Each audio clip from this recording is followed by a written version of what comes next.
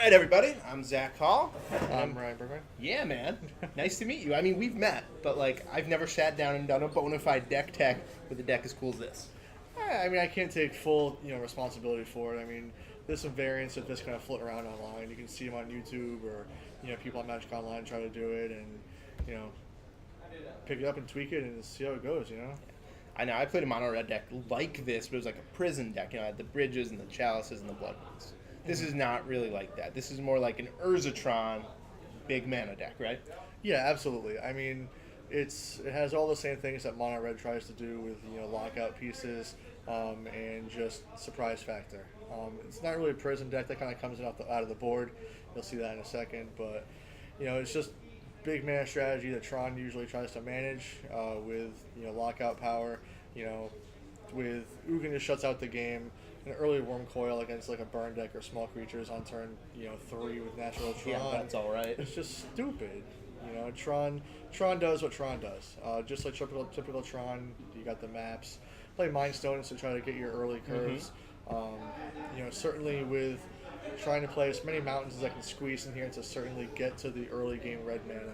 You need Lightning Bolt, Anger the Gods to try to shut off the early creature decks because there's tons of creature combo, and you don't want to just get shut out by a Vizier on turn 3 when you're just sitting here trying to assemble Tron. I'm sure Tron has that issue all the time. You keep them a little honest with that, right? Yeah, absolutely. You don't want to have them overextend. They'll never see Anger of the Gods coming. You blow up your board and then drop some big fat stuff, and people love it. I love it. I saw. So, if you didn't watch Ryan's last round, it's going to be the video right before this in the playlist. Check it out. He went Pyromancer's Goggles, which copies a red spell, right? Yeah, any red instant or sorcery spell cast with the red mana from the Goggles will copy the spell cast. Right, so he cast Tormenting Voice, discards something useless, draw 4 cards. Yeah, and that's an interesting interaction. Some people were kind of questioning it all day, and you're only discarding the card for the cast of Tormenting Voice. Right. It just copies. So you pitch. If you think you're going to lose the race, you want to dump Ugin to get some better stuff, and you draw 4 cards off of 1.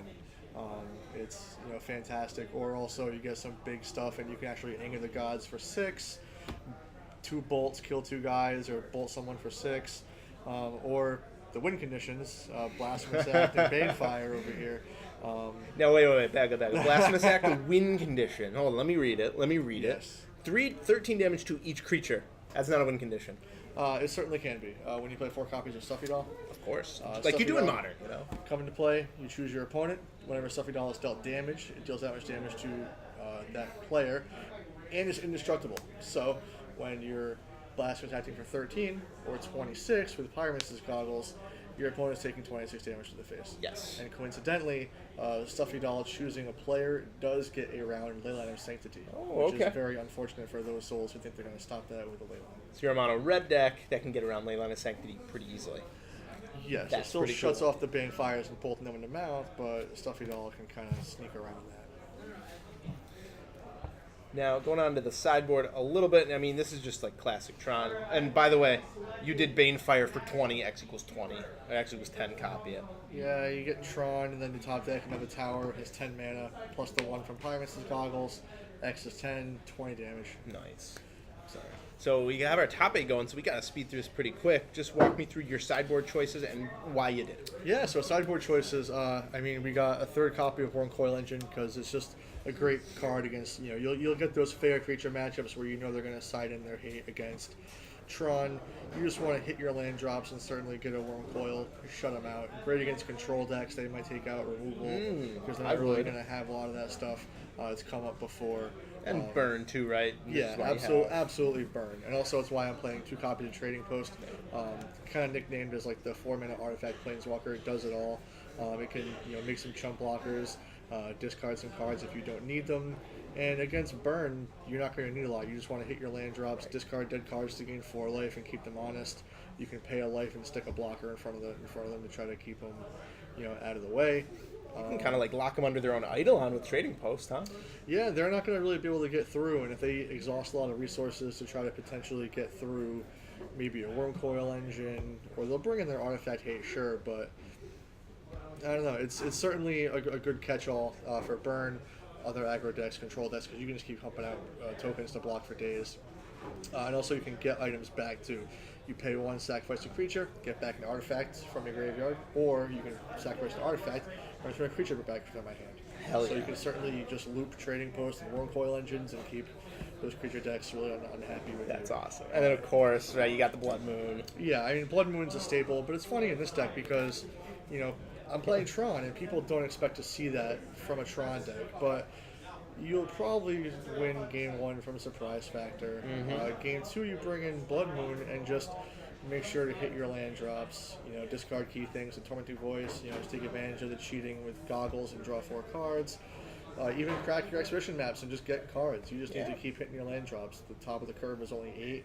It's not really a big combo finish. You just need your stuff to win. Blood Moon will definitely shut them out. They won't see it coming, and you can just land, go, kill you. And then Relics, Graveyard Hate. Absolutely. Graveyard Hate. The combo decks are everywhere. You keep the cards out of the graveyard. They're less likely to flash them back. They can't get counters with Pyromancer's Ascension. They can't pass in flames very easily. Also Dredge and all that nonsense. Trinisphere is something is a pet card of mine from older formats, and same thing.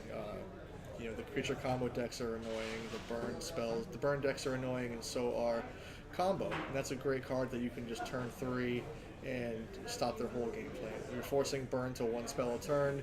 Combo cannot combo off because it's going to cost 3 mana for any spell. They're going to try to get a mana reducer in play and just pay 3 to get 3 and just sit there. Awesome.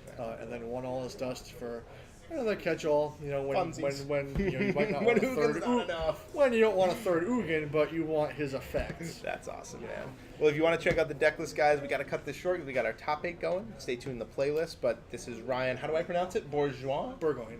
Oh, I was completely wrong. It's French. I don't know. Bourgoin. Mispronounced forever. Deck list going to be in the comments below, so check that out. Thanks for watching. Ryan, thank you. No problem. See you guys.